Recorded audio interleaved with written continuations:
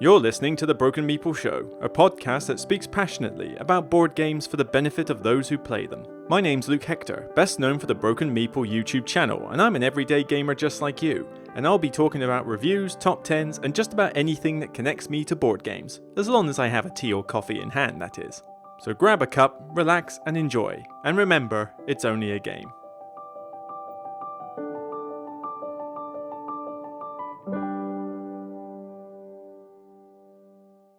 Hello, everybody. Thanks for tuning in to another Broken Meeple Show podcast. Thank you. Thank you. I'll just say that all the time. But yeah, tired is an understatement. I mean, I've supposedly had a week off, but it doesn't feel like I've had a week off. I know I've had to play a lot of games to get them played so I can do stuff for the blog. I've had to obviously do some content, did a live stream last night, and even though I've technically shut off from work, I still had to chop into work every now and again remotely to pursue a few emails to make certain stuff got filed from the end of this tax deadline we have. And so this week has gone somewhat quick. I mean, it's Sunday already, and I feel like I've got no time today to do what I want to do. You know, I've got to do another. Well, when I say what I want to do, as in just sit back and chill, because, actually, no, tell a lie. This evening I am doing some video game stuff with some friends, so that's chilling. But then other than that, I've got to do a couple more video reviews. I've got to get Eternal Palace done very promptly for an upcoming Alley Cat Games Kickstarter, and I've also got to do some basic video stuff for Meadow, which I've got here. I've got a pre-release copy. I need to do a Blitz review on that. More on what I'm on about with Blitz later.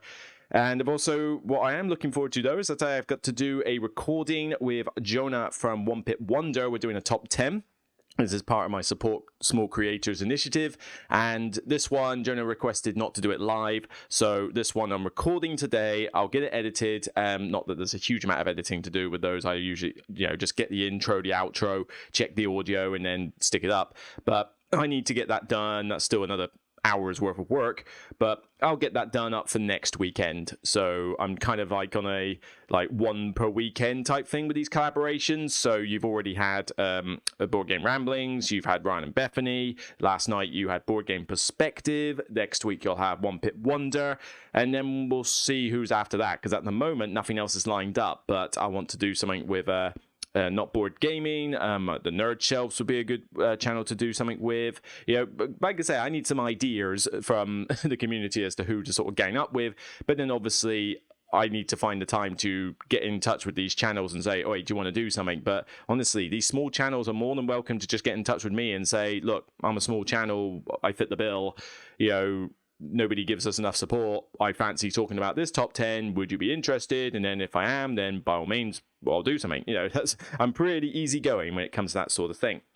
But yeah, so as much as this has been a week off, I mean, it's better than being at work, but we're back to work tomorrow and into March, still locked down. I mean, I have been very depressed lately with the way the lockdown's gone at the moment, struggling like mad, because we got told that we can't even do the gym or get a haircut until 12th of April. I've not had a haircut since before Christmas. Look at me. I mean, this is about as good styling as I can get it, but I'm turning into the Wolfman, and not because I'm growing a beard. That was my choice. My hair is just all over the shop, and by 12th of April, it's going to be unmanageable. But on top of that, I need exercise. Two things in life de-stress me from reality. Board games / video games and gym. Now, I can do video games, but that's only up to a point. Really, it's the board games and the social interaction that de-stresses me. The problem is I can't do that because all we can do is online play, and that just isn't the same as going to a board game cafe, meeting people you know or even people you don't know, and just sitting down and engaging in physical interaction. We can't do that. So that's out of the window. And then the other thing that de-stresses me is exercise. All I can do is the occasional jog, and it's sunny outside, so I could do a jog later if I have time, but I can only jog so many times a week. My legs will die, and winter killed my physical stamina. It absolutely killed it, because not only could we not go to the gym, but it was so cold and icy and that we couldn't even go out to do any exercise. So, and any exercise you do in your home just isn't worth it. I can do a few press-ups and a few sit-ups and a few planks. Yeah, that doesn't really do a lot for you. It's not going to burn anywhere near the amount of calories I have to burn in order to keep this blubber off me. So I need that gym. Honestly, when it gets to the 12th of April, I guarantee I'll put up some video, like Instagram or Twitter or something, where I fall down the stairs or something, chucking my gym bag down, just excited to go to the gym, because 3 times a week minimum I'm going to be back at the gym once we get past April. I am so going to be milking the gym for all it's worth. But we can't even do indoor social interaction until mid-May. Mid-May? We've already got 1/3 of the UK population vaccinated, and we can't do indoor socialising until mid-May. No board game cafe till mid-May. No restaurant unless you're eating outside, which in March, April is debatable as to whether that's warm enough, until mid-May. This is ridiculous. We could bring this forward a bit, surely. But, well, that's the way it is. Useless government, but gotta just deal with it. That's all I can do. At least I'm getting some games played. Publishers are still sending me some stuff. I'm trying to use Tabletop Simulator wherever possible to do multiplayer plays, although I do have one person who does come by every now and again as a support. So, we do some 2-player games every now and again. They choose to remain anonymous. And, obviously I can get solo plays in, but it's just hard to get everything that I want done when it's with lockdown. But let's move on to something a little bit, semi-more cheerful. Channel updates, there's a lot coming. This week, I haven't put out tons because I've been trying to take a little bit of a break, but you would have seen, if I go into my content page, you would have seen, obviously, going up at the start of the week, should you buy the Masters of Renaissance? This is a new format I'm doing called Blitz Reviews, and the idea with this is that it's essentially a kind of like a speedy review. And I don't mean like a, shall we say, like, what you call it? Like 5 seconds and done. No, I mean, these reviews can still be a good 10 minutes, 12 minutes in this case and that.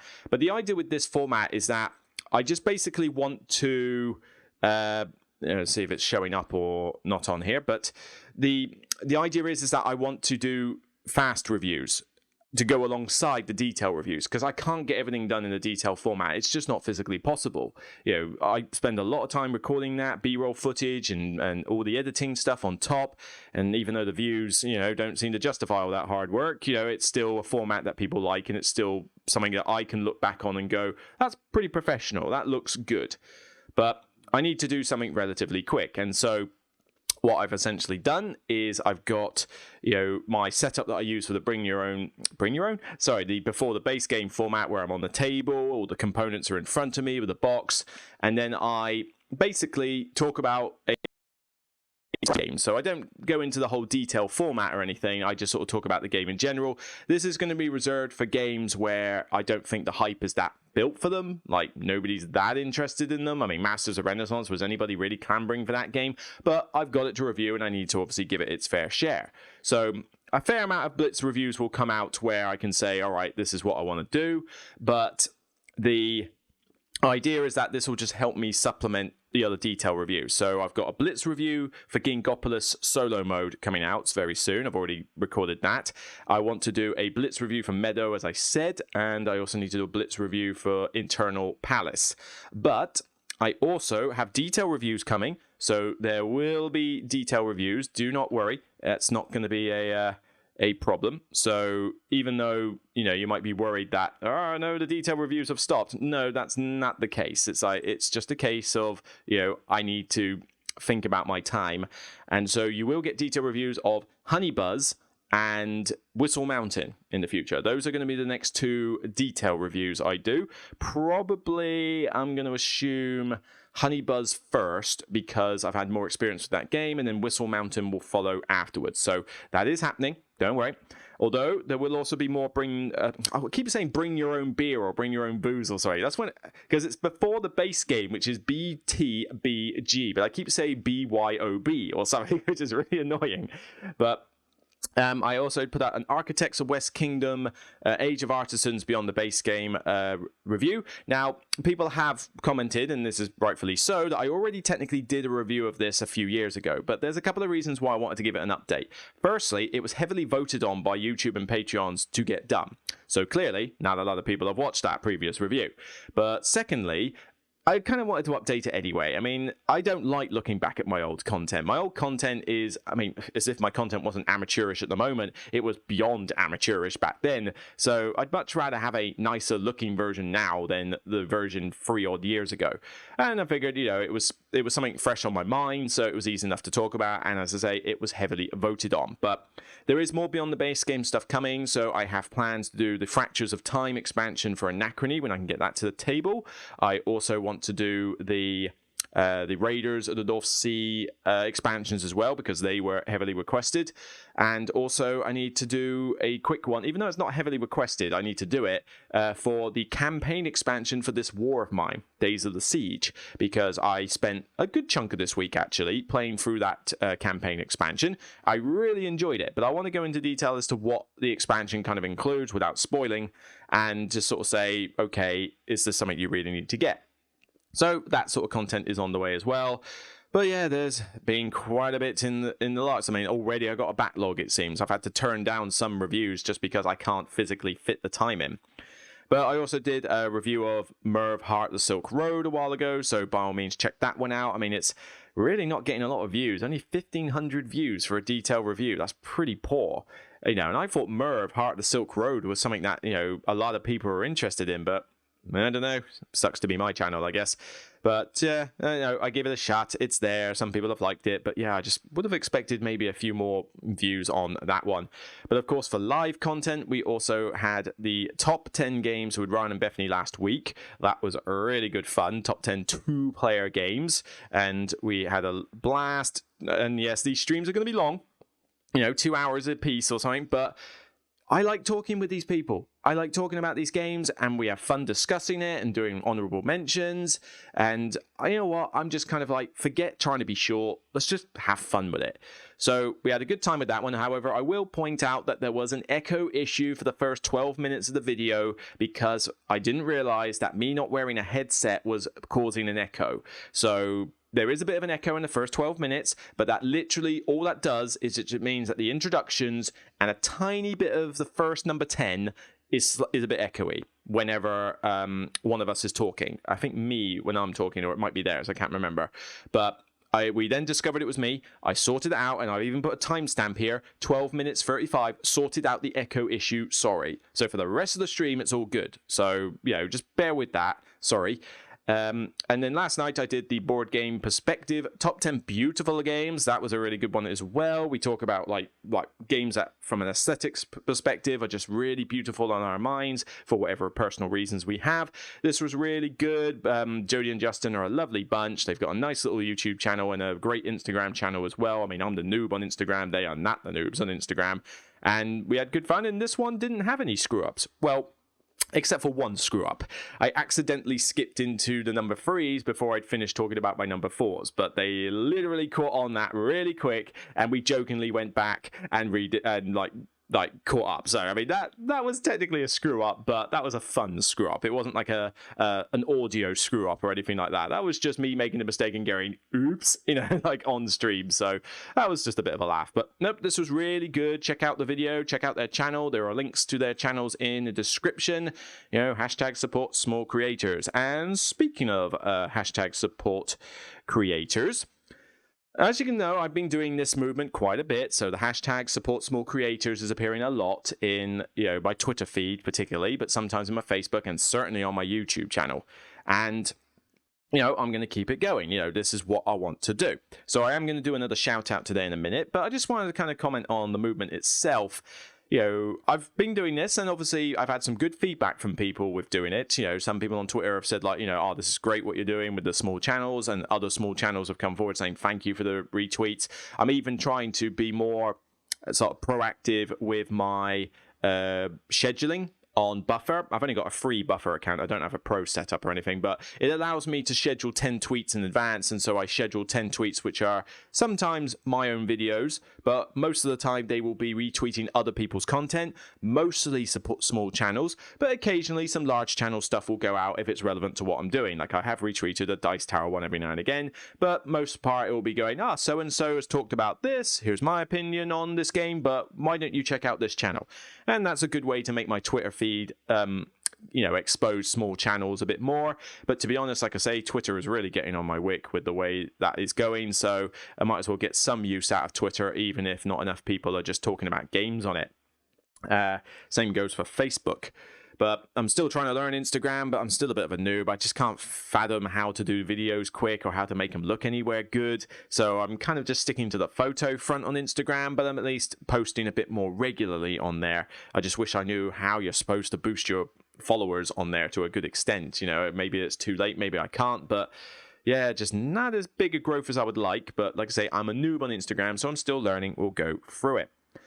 But in terms of other support for the support small creators hashtag, how many of the big sort of channels do you reckon have got by me and said, like, oh, this is great, we should do this more often than that? I'll give you time to think. None. Yeah, none. Not one of them. Wow. That I'm sad to say I'm not even surprised by that. More than that, I've even been unfollowed by one or two of them as well. It's like I had a Twitter bug that, accidentally unfollowed a few people, and it's like, oh, I better get back and unfollow them. In that time, I'd already been unfollowed by a couple of large channels. Before you play, unfollowed me. It's like, oh, thanks. Sorry, my Twitter bug unfollowed you for 24 hours. Apparently, that was enough to warrant, permanent unfollow. Because even when I, followed back, it's like, nope, not happening. It's like, well, sorry, not worth it then. Not gonna help with that. But I've not had anybody, not any large channel has come by and said, this is really cool. And that doesn't shock me at all, because once you get into that stage that you've got, all the fame in the world or all the popularity in that, what do you care about, tiny channels and stuff like that? I mean, we've already had, details lately where, one of the biggest news stories we had at the moment was before you play. Sorry, before you play. The Watch It Played acquiring effectively before you play in order to do the game playthroughs on their channel and that. Basically, this is turning into the Asmodee board collective of channel acquisition now. Because first of all, it was like, all right, now we've got Dicey, Matthew Jude. Then it's like, oh, we're doing it with Chaz, and now we've got them. And it's like, oh, this is literally an Asmodee board collective happening with large creators. It's like, we are the Borg. We will add your diversity and content creation uniqueness to our own. Resistance is futile. It pretty much is going like that. And as I say, a big channel acquires another big channel to make a channel even bigger. Not interested. It's like, whatever. It's just big. It's just the rich getting richer routine, and that's not what I'm supporting. But thankfully, despite getting no love from a lot of the people about this, one person has stepped up and said, thanks for what you're doing. One big player. And to be honest, I don't think it's necessarily the large channels that I need the support from. It's more I need publishers and designers, or publishers particularly, to get on this front. And one publisher and designer has. Good old Jamie Stegmaier.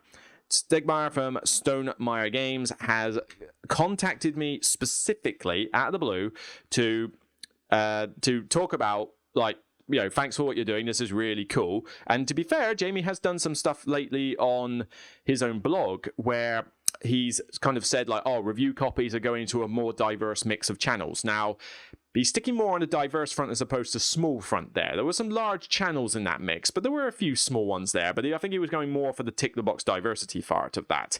So, but that's better than nothing. I'll go with that. That's certainly a step in the right direction. But, he got in touch with me and said, yeah, this was for Red Rising, by the way. But he got in touch personally and said, I want to feature this on the blog. So, can you send me some written blurbs? I'll chop and paste it a bit, put my own thoughts in there, and I'll put something out on Monday. And it's like, fantastic. I mean, that is brilliant. A publisher, a well-known publisher, out of the blue, no pressure or anything, saying, this is good, support small channels, let's talk about it.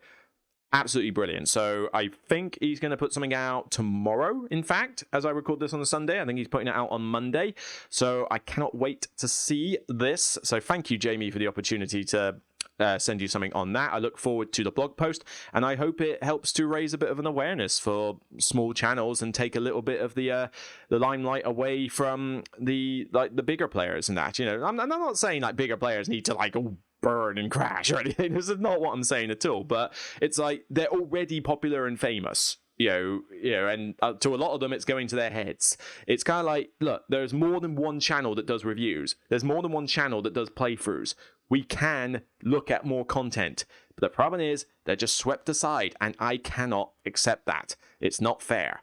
It's happened to me. It's happened to, pretty much happened to gaming rules in a sense. I mean, let's face it, do you see him getting as much buzz as he used to? It's like we're getting swept aside and it's not fair. So, and it's certainly not fair to a lot of these small channels with barely 500 followers who, just because they can't afford a 4K camera with multiple setups and, tick the boxes or whatever, it's like, we get forgotten. It's like, not fair. Not fair at all. I don't even have a 4K camera. My camera is focused on HD. You've seen my content. I try to make it as professional as I can, but it's just HD and a little bit of lumetri color correction on Premiere Pro. I haven't got a 4K camera. I can't afford one.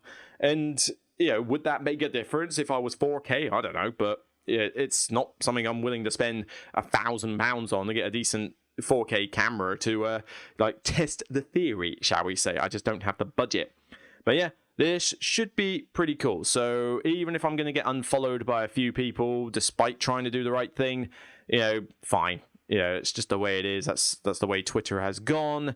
If you're not doing what they want in the cliques, then you get blacklisted. That's kind of the way it is. But well, that's just the way it is. But let's go on to something a little bit more nice, a bit more happy. First, a channel shout out. So yes, I want to talk about Bored Crazy. Bored Crazy is new to me, actually. I didn't know they existed before, and this is the thing with small channels. You don't know they exist until someone brings it to your attention. But I came across this one kind of randomly, actually. I think I saw a tweet that they did, or they responded to a tweet, and it's like, okay, who are you then? And, checked out their YouTube channel. This is what it is here. So I like the logo. Interesting. The straight jacket Meeple. That's quite a decent nix. They've got a nice little intro, 3D animated. My logo's not even 3D animated. I haven't got the skills to do that. Although, I don't know. Maybe I should pay someone to do a 3D animation of my logo for an intro. But I don't know. We'll have to see. But they've got an Instagram channel as well. They're on Facebook and Twitter. And 1,300 subscribers. We can do better than that, guys. Come on, let's get that subscriber figure up. Let's get some engagement on their channel, especially with 110, 146, 96, 85, 70. Come on, people. We can give these channels some love. And they do some interesting stuff, actually. I mean, this is run by three guys. They're based in the States. Graham, Will, and D, as we tend to call them. They do reviews, content, playthroughs and that on board games, card games. I mean, it's like I say, it's doing the same sort of stuff as everyone else, but they've got a nice little chemistry between them. They go back and forth a lot, bantering with different opinions, so they're not just oh, we all love this game. No, it could be that someone likes it and someone doesn't. They do have a mix of opinions, but they got an interesting mix of content here. I mean, they do go over some games I have never heard of. I mean, what is Backfire? What is the House Cup competition for Harry Potter? Fluttering Souls, Hocus Pocus, Merchants of Dunhuang, Techlandia. I've never heard of half of these games, so fair enough. But there's a few things I have, like Unfair, Cloud City, where we got Smartphone, Meeple Land I've heard of, Project L, let's see, there's a few other, Undaunted, we've had that. So it's kind of a mix of games you've heard of and games you haven't heard of, but it's nice to get some exposure to other games as well. But they do some top 10s as well, so it's not just reviews. They have got just general chat. They've got some playthroughs, so you can get your playthrough fix there. And they've also got top 10 lists. So if I go briefly into this one and just make certain hang on. Gotta make certain the sound is not done. So, as I say, it's not all about having a 4K camera or anything like that. I like the posters they've got. Are they display or something else? But there's some interesting stuff there. But they've got a decent collection of games, although I think people who like to see neatly organized games would probably have a field day looking at the back of those. It's like you can tell that it's like we got to squeeze it in somehow. But they've got different camera angles. There's 3 of them. They're all cool people.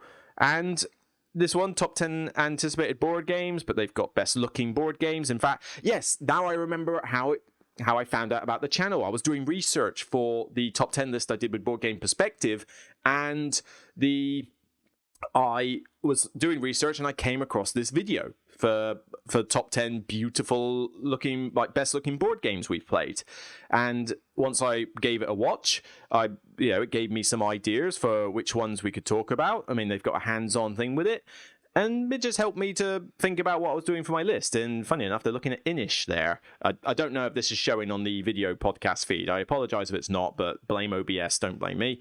But yeah, I did consider Inish, but I don't know if it's one that I would have put on the list per se. So, definitely worth checking out this channel. Board Crazy. Get it right. 1,300 subscribers. We can definitely bump that up, I think, people. Give them a shout and see what you think. Check them out on Instagram. In fact, I need to follow them on Instagram, actually. I don't think I've done that yet. I already have followed them on Twitter, and I'm obviously subscribed to them here. So expect to see some occasional retweets from videos that they do in the future. Yep, always fight the good fight. All right, so what am I talking about for this episode? Well, I'm going to talk for as long as I can before I die of starvation, because I'm currently intermittent feeding at the moment? No, fasting. And it's somewhat, shall we say, hard to do at times, especially on a weekend, so I've got to not eat until 11 o'clock today. It's currently 8 minutes to 11, but I'm going to go a bit longer than that because I need to finish this podcast. But yeah, I'm surprised my stomach rumbling isn't coming through on the mic because I am hungry. I need some eggs on toast or something. All I can do is drink this coffee in my hand, and that's the best I can do, and some water. But it's whatever I can do to try and keep my weight in check. So what I want to talk about this time is going back to that kind of support small creators thing, but people have asked, and certainly I think I need to address, as much as I go on saying I follow these channels, I don't follow these channels, this is what I do as a content creator, I think maybe it's fair that I talk about what I look for in a board game channel anyway. Like, who do I follow? Who do I go after? And I follow a lot of people. I subscribe to a lot of channels, but I'm not going to give you like a list of all the channels I follow. It's more a case of which channels specifically, maybe from the large crowd, do I follow? Because I do follow some large channels, and there are good reasons why.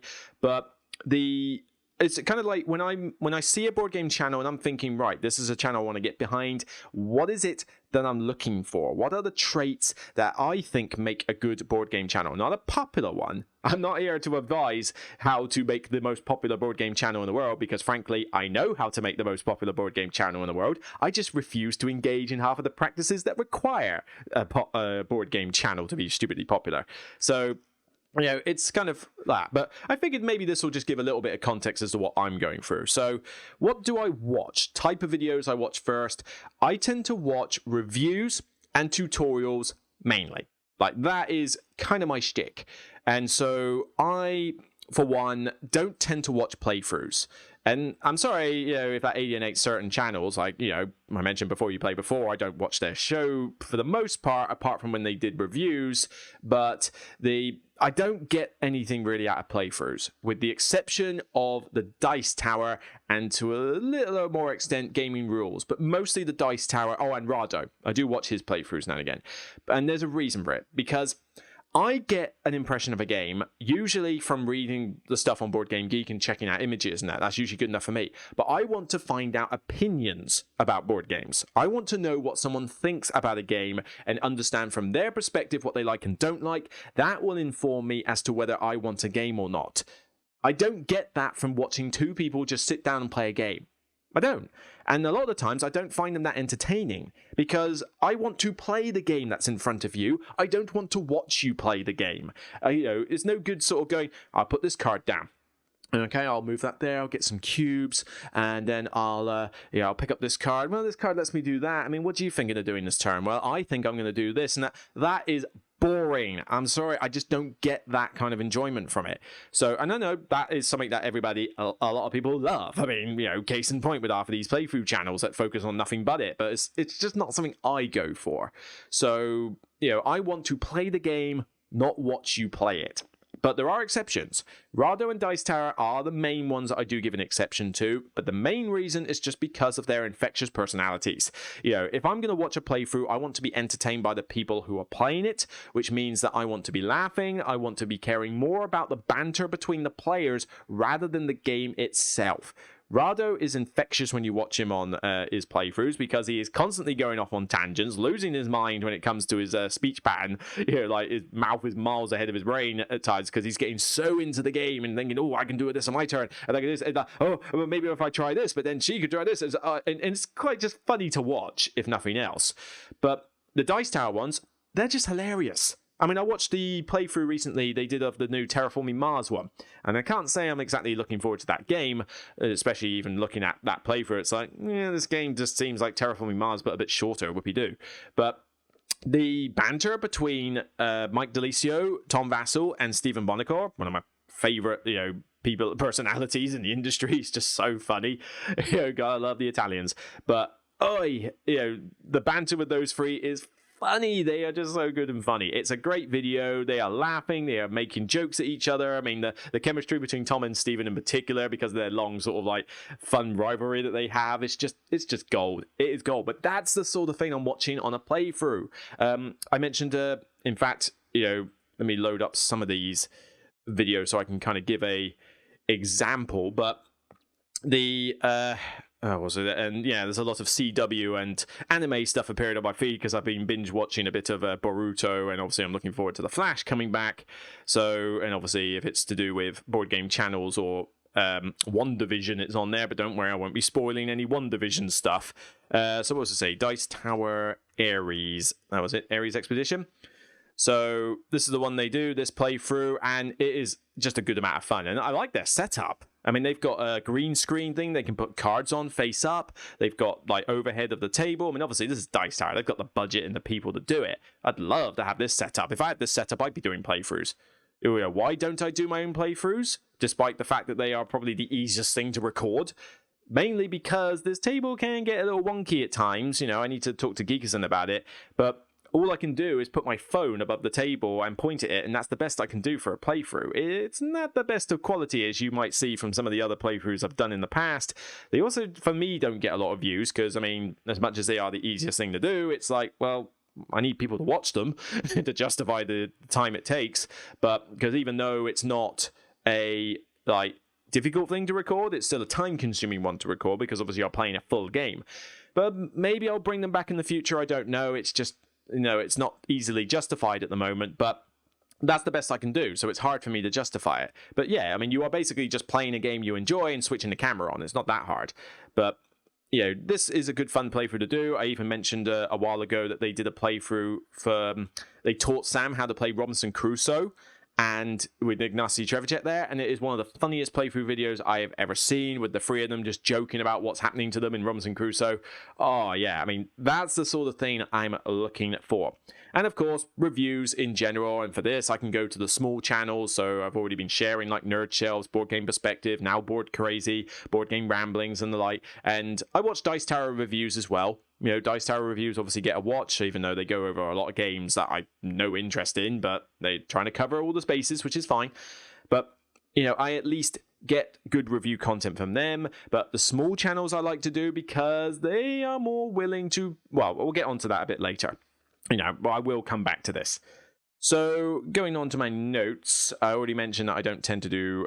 tutorials. I do watch tutorials as well, because obviously I need to learn a game, and this is not by playthrough. Playthrough does not help me learn a game. I need to have a proper instruction how to do it with visual things. So naturally, I will refer to my general go-to tutorial method, which is Gaming Rules. And like I say, I know it's not technically a small channel by numbers, but I like to think that Gaming Rules has suffered a little bit from some blacklisting online, because a lot of these videos are not getting anywhere near the view counts that I would expect someone of his caliber to do. But when he's doing tutorials, and he kind of combines them with a playthrough, but it's still a tutorial. But when he gets in and does a proper tutorial of a game, then oh yes, I'm watching Paul Grogan's stuff, because he does some fantastic animated videos for these. I mean, how did I learn Kanban EV before I had to teach friends online that? Gaming Rules. easily, without a shadow of a doubt. In fact, what's another one? I think he did one for this. Did he do Merv? Yes, he did a how to play full tutorial video for Merv. I watched it, understood how to play it, got into it. Perfect. You know, his videos are good. His tutorials are sweet. Give them more love. But then going on to the even smaller channel front, you know, I got to give a little bit of love to Nifania. Nifania Play It Right. 5,500 subscribers, only 90 videos. I mean, that's pretty good growth. But, you know, cool logo as well. But this chap, I've got to remember his name, sorry. He's based in Slovakia, and, you know, this guy basically does tutorial videos and nothing else really, like how to plays, but he's also done a Kanban one. He's done some other, he even did a Merv one apparently. Okay, cool. But he's got a lot of big name games here. Halato, Anno, Falling Skies, Arnak. Obviously, Paul Grogan's also done Arnak and Falling Skies, but he's done a few tutorials here, and these are pretty decent videos as well, so by all means give this channel a watch. In fact, this guy was the one I watched when I was learning. Where is it? It's somewhere on here. I think I gave him a watch. I gave Dune Imperium a watch just to learn the game quick, but what was the one that I really needed? It's somewhere on here. It can't be that far back, surely. Come on, find it. It's got to be around. It was Praga. It was Praga Kaput Regne. I learned that game from his channel, and it's somewhere on here, but all right, I can't seem to spot it. Maybe someone else has spotted it in the comments, but you know, it's on there. Oh, there it is. Praga Kaput Regne. I watched this particular video in order to learn that game before I did my first impressions video of it, and it's great. He's very clear, very concise, you know, and you know, just does what you need to know in a tutorial video. Now, do I also watch It Played? Now and again. Now and again I do, but Watch It Played hasn't done as many tutorial videos as I would like them to, because now that Watch It Played has now become this big conglomerate channel, I'm getting a lot of the content I don't want to watch alongside the tutorial videos which I did want to watch. Plus, Watch It Played is doing tutorial videos for pretty much every game in existence, and some games I want a tutorial video for, like I think he's done one for Sleeping Gods, so I'll probably give that one a watch to learn Sleeping Gods before I get that onto the table. But did I really need... in fact, I mean, like I say, let's be fair. Let's be fair, otherwise you're going to think that I'm just hating on big channels, and that is not the case. You know, credit where it's due. But in terms of the Watch It Played ones, I do watch his tutorials, specifically the tutorials, not necessarily the other content, but like, I don't own Marvel Villainous, but it's not the most difficult game to learn, people, really. And it's like, oh yeah, he did a joke one on Monopoly, that was a joke one. But, you know, Carcassonne, how to play, and it's like, really? Carcassonne, I mean, I know this is obviously catering to people who have never played board games before, so fair enough. I know there is a target audience for it, but obviously I'm not going to watch a tutorial video on Codenames Catan, Carcassonne, and Splendor. It's not exactly needed. But saying that, there was a tutorial where was it? Where did he do? Well, like I say, he's got, maybe it'll be easier to find on videos, but yeah, he has done a Sleeping Gods one on here. Yep, how to play Sleeping Gods. Now, that's a video where you want someone to help teach you the game. You know, that's a type of game that deserves it. But I don't tend to watch the other content, mainly because it's not for me, you know, or it's, you know, it goes against, like, you know, I'm trying to do the small creative thing and it's what I'm after. But certainly I do watch Rodney Smith. He knows what he's doing when it comes to tutorial videos, so fair play. But, yep, that is happening. So, what else? Looking at my notes. Integrity. Yes, integrity. This is something that I do go for in a channel. So, when I'm thinking about, like, what am I interested in? One reason I go for the smaller channels is because integrity, I want them to be honest with me. Don't, you know, when I watch Nostalgia Critic and Angry Joe Show, and yes, they're massive channels, but then film and movies and video games, but they are honest. If they don't like something, they will tell me they don't like it, and they will tell me why. And I may agree with them, I may not. But I want board game channels to do that as well. If you don't like a game, I want you to tell me why you don't like it. Even if you go on a massive rant hating the game like I do it.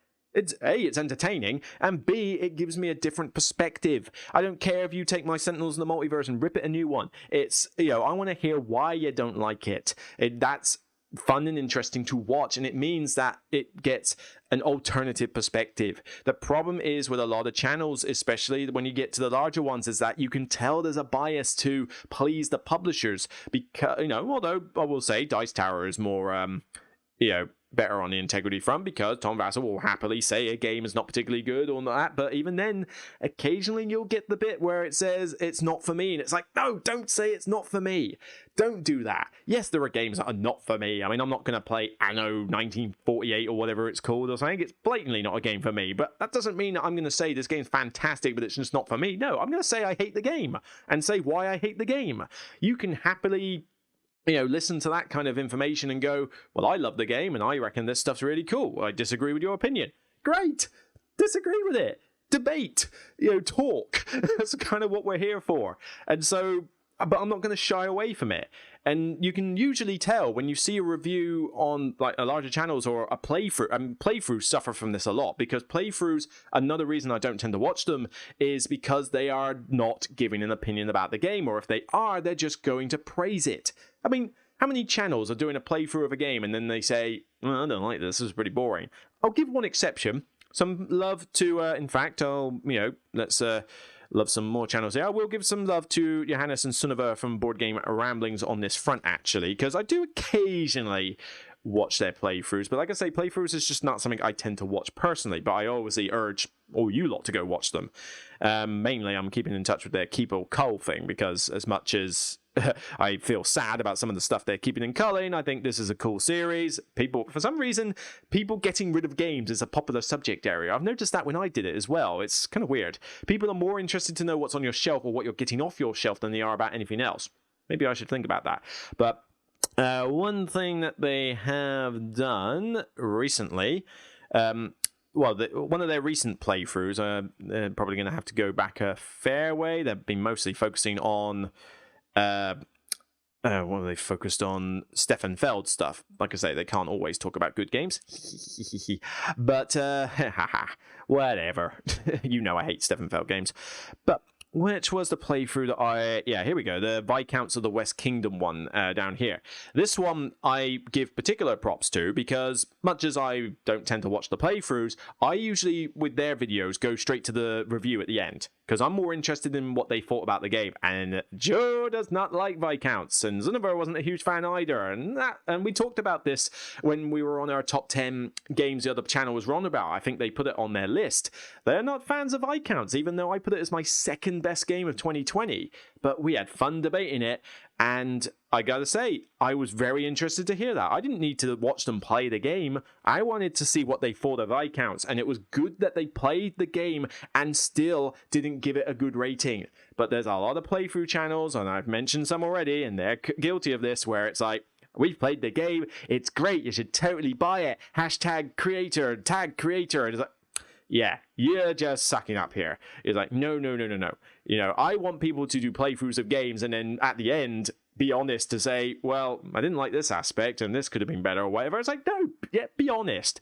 Be honest. And the small channels will do it a lot more than the bigger ones will, because they got nothing to lose. Big channels have got, good relationships with the publishers, and therefore they don't want to suddenly be blacklisted by them. It does happen in the industry. Trust me on this. I've already had that treatment from some of them. It's like, you did a bad review for this game. Well, we're not giving anything to you anymore. It's like, not going to happen here. We only want people to give ourselves 10 out of 10s, and you gave it a 9. That's not acceptable, sir. We do not agree. And it's like, okay, it's not quite that bad. But it's still, I have had some publishers not send me stuff or, unfollow me on Twitter and that because I've given them a bad review for a game. It's like, why don't you accept it? I mean, remember, they're not in business anymore, but who remembers, was it Mayfair Games? I don't think it was Mayfair. Was it Mayfair? I can't remember. They did a, let me look it up actually. Let me go on to Board Game Geek and look up. It was called 12 Realms. I did a review for this, and I think this was before I did videos. So, yeah, I gave it a 3 out of 10. I mean, I really did not like 12 Realms. I mean, it was pretty, but it was bland, boring, luckfest. I mean, it's ranked 15,000. It's not like I'm the only person who thought this, okay? Other people thought that this was a diabolical game. But it was originally, Mage Company. That was it, not Mayfair, sorry. But Mage Company was the main one that I was doing it with it. I gave it a bad review. I said why I thought it was bad. I said, like, okay, maybe there's an audience for this, but I'm sorry, this is just not fulfilling enough. It's probably still on here, actually. You could probably read this written review. And the publisher went to town on me. I mean, they were insulting my objectivity, my integrity. I mean, if this was many years ago, if it happened now, I guarantee they would have gone on a cancel culture front, because that's now the norm now. But back then, that wasn't a thing. But, oh man, they disregarded me for that. And the viewing public went back to town on them. You know, I think barely like 1 or 2 people might have sided with them, but the rest of them were really calling them out on this. And lo and behold, I don't think Mage Company exists anymore. Go figure. So, now, I mean, do they exist? I don't know. Have they done anything? I don't think they've done anything particularly recently. I mean, Hoyuk, Dwarfs Fall, those are old games. I'm not aware that they've done anything recently. I swear they went out of business, to my knowledge. I mean, don't quote me on that, but yeah, I mean, they did.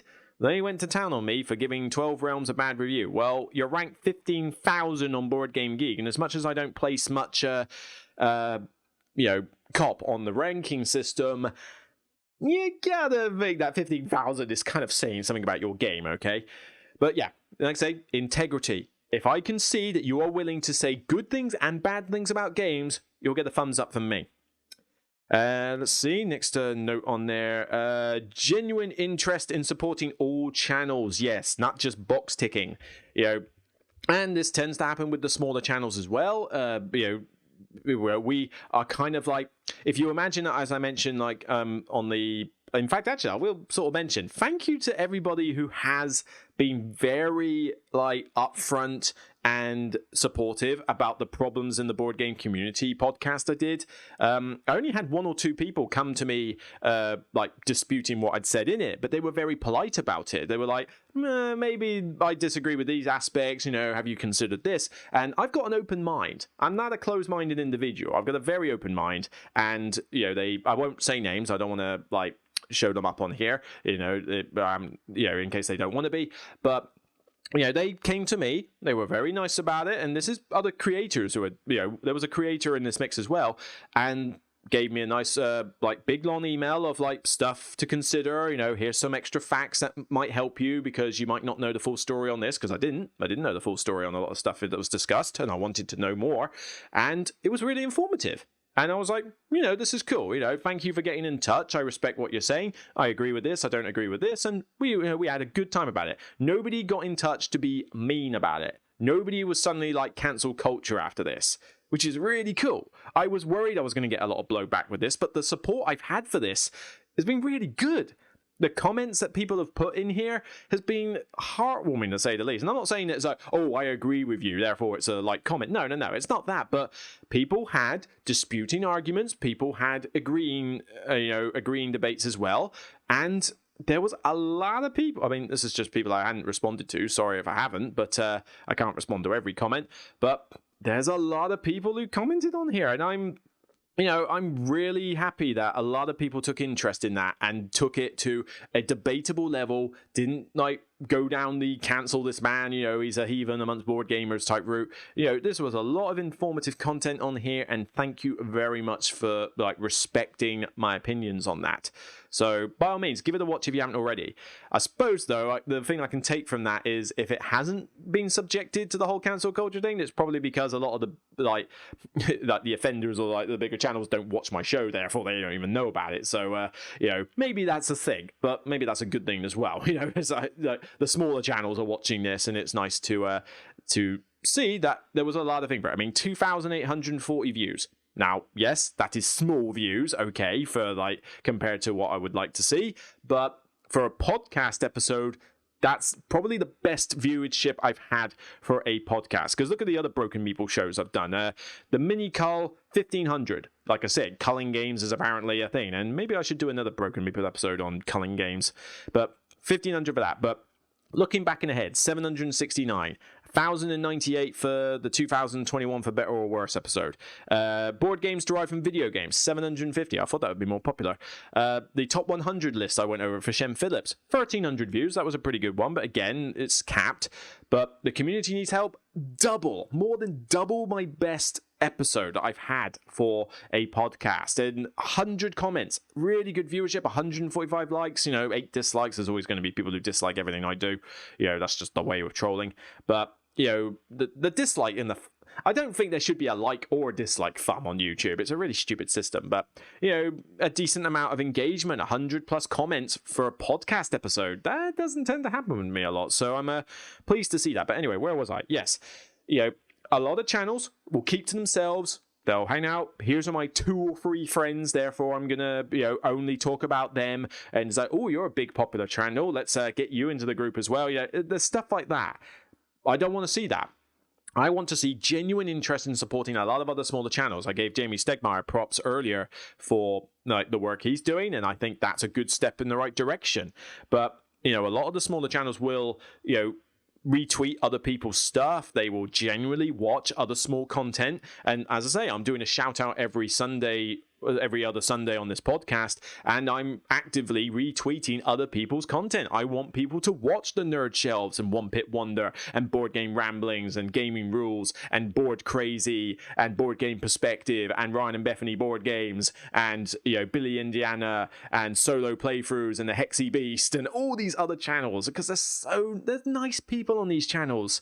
And when I see a lot of these other channels support other channels as well, that's the camaraderie that I want from board gaming, and that's what's missing. It's what got me into the industry in the first place, the camaraderie with, in fact, you're going to see that word mentioned quite a bit in Jamie Stegmaier's blog, because I did use that word quite a bit, but that's a kind of spoiler for what's sort of in there.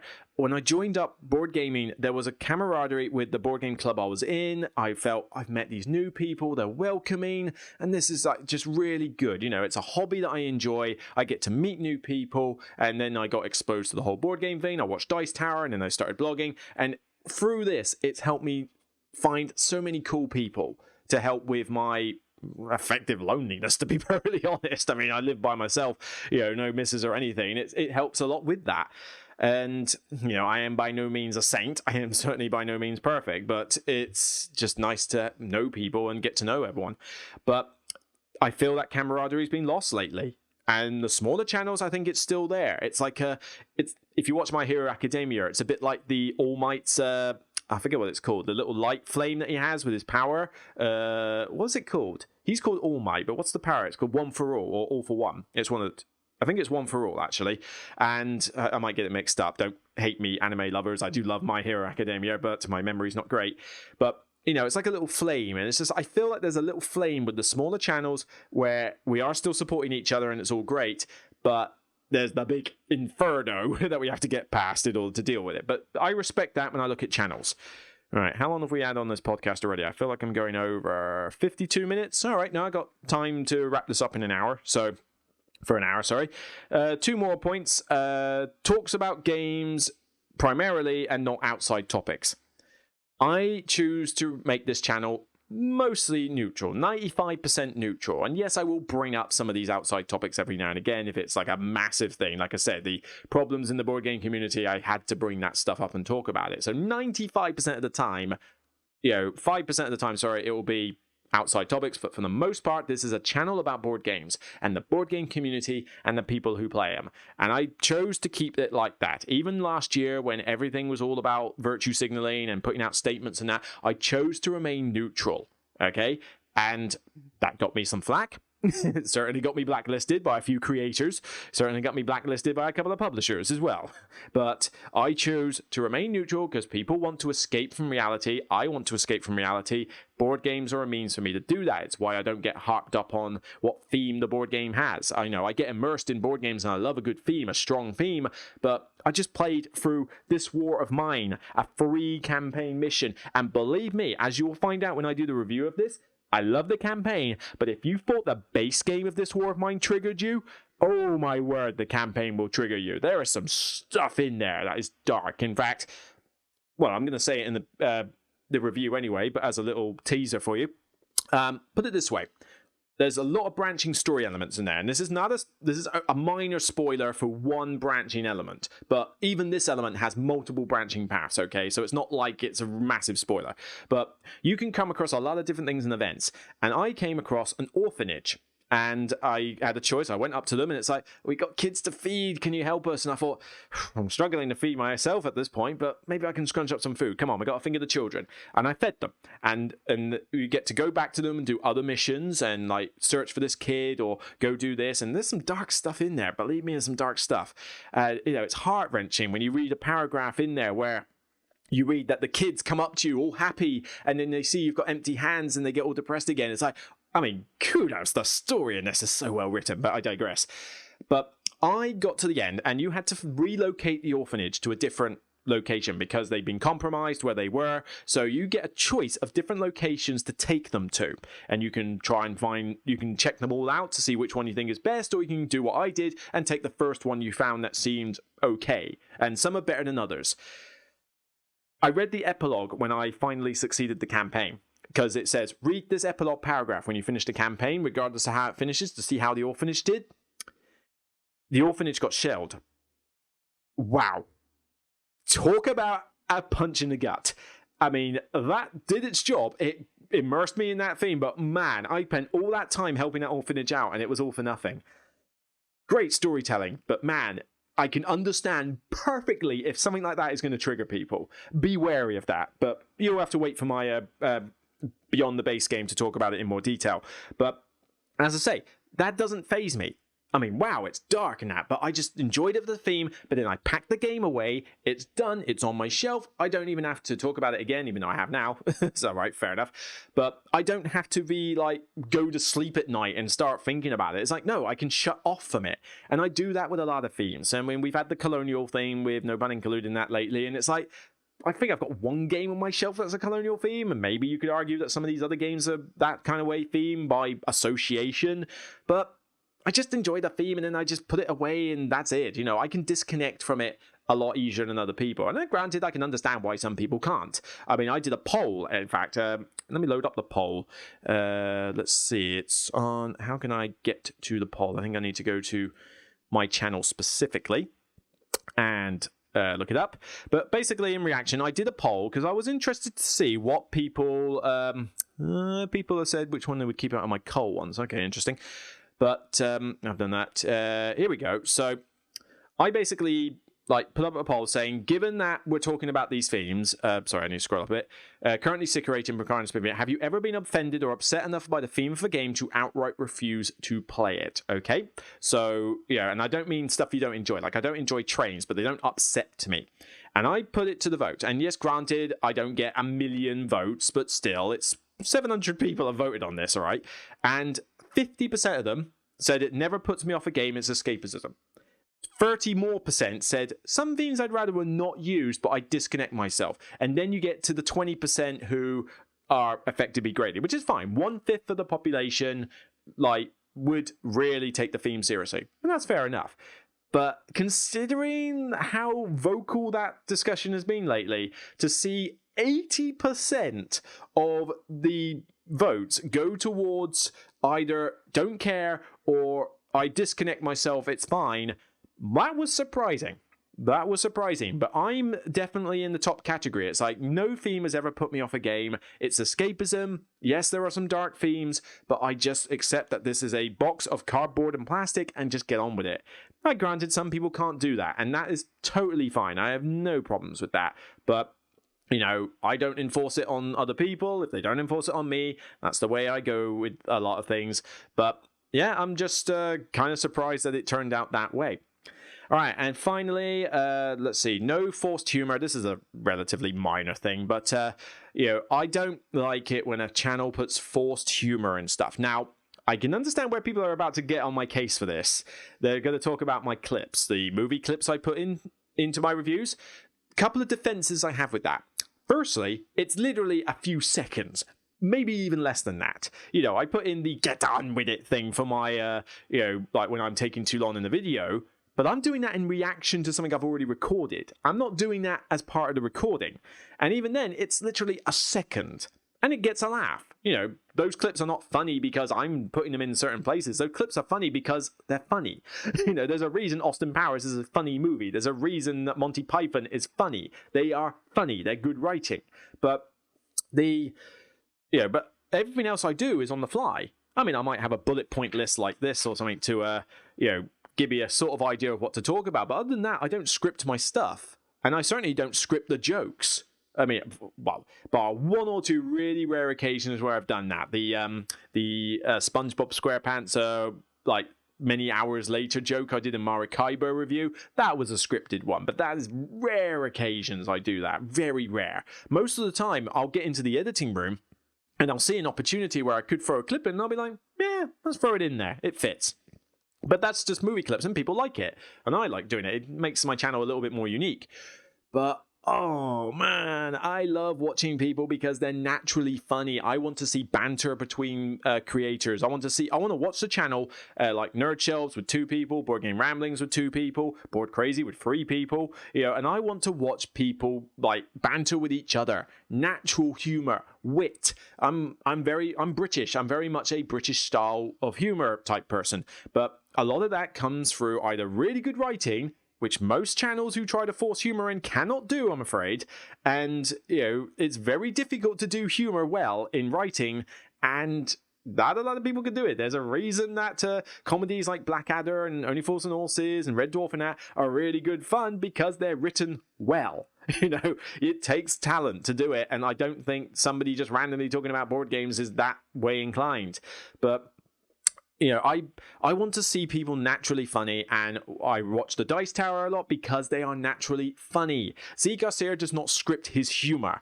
He's just naturally witty and naturally funny. I mentioned the Ares playthrough earlier. Stephen Bonacar does not script any humor he does, but man, do I love watching him on any panel, show, or video he does. In fact, I need to actually find some time to listen to his podcast, or was it The Podfather of Gaming? I need to listen to that more because it's fun listening to him on that. And granted, kudos, yeah, that is a really good name, and I'm really jealous that you came up with such a good name for your podcast. But it's that kind of thing. I like witty humor that's natural, but as much as I have said I don't watch the Shut Up and Sit Down stuff and a few others, I don't like it when you can just tell that the joke was scripted. It just gets so cringy for me. And small channels won't force humor in.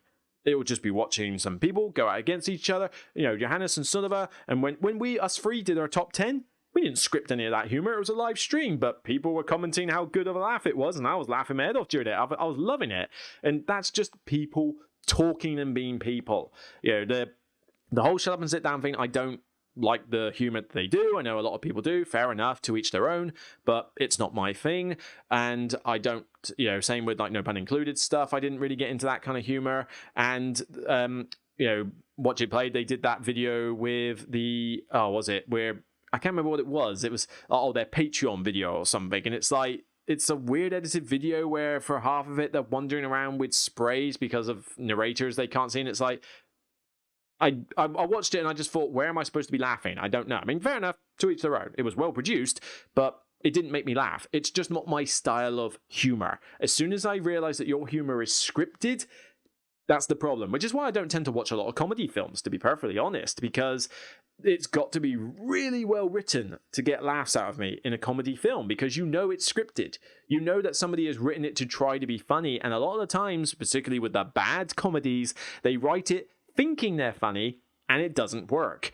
But we can't always have a Jim Carrey Liar Liar film. We can't always have a Spaceballs or a... In fact, that tends to be the humor I tend to go for. Parodies. Spaceballs, Dracula Den, loving it. Wasn't a big fan of Blazing Saddles, I must admit. But yeah, Spaceballs, Airplane. There must be other parody ones I've watched. But there's a few of those that I go, yeah, this is what I'm interested in. Oh yeah, Young Frankenstein's pretty funny. I like Igor in that one where he's behind the shelves as a head or something. He's like, hey, got nobody. This is really good fun. But again, digress. As I say, natural banter, not forced humor. So, blimey, I am so hungry. It's 11:30. I need to go get some food. So hopefully that didn't seem like too much of a rant. And like I say, sorry if it was, but I just wanted to get across what it is I look for. So when I'm looking at channels, this is what I'm after. This is why I like these channels. This is why I go for smaller channels rather than bigger channels. And it's just what I look for. If what you look for in a channel is the complete diametric opposite of what I've just been saying, fine. To each their own. We've all got different tastes. I don't hate you for it. I don't dislike you for it. It's your taste.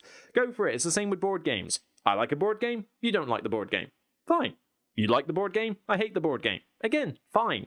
It's just different opinions. It's just different tastes. It's just maybe going through the fact of the whole reviews and tutorials rather than playthroughs, the integrity thing of being honest with the opinions and being not, shying away from talking bad about games, the interest in supporting channels, the talking about games rather than outside topics, not ticking boxes for the sake of ticking boxes, and no forced humor. That's the sort of thing that I'm looking for. It's just, it might give you a bit more context as to where I'm coming from, so maybe it's just a little bit more understanding. So yeah, I think that's it, really. I need to wrap this podcast up, get it edited, and because I've got 3.5 hours to enjoy myself, which I'll probably need to record some more reviews, so that's probably 2.5 hours or 2 hours to enjoy myself before I will again enjoy myself, but I have to work by recording the One Pip Wonder Top 10 games that put you on the edge of your seat. This is requested by Jonah herself, because I was going to do the beautiful games thing with Jonah, because her channel's already artistic,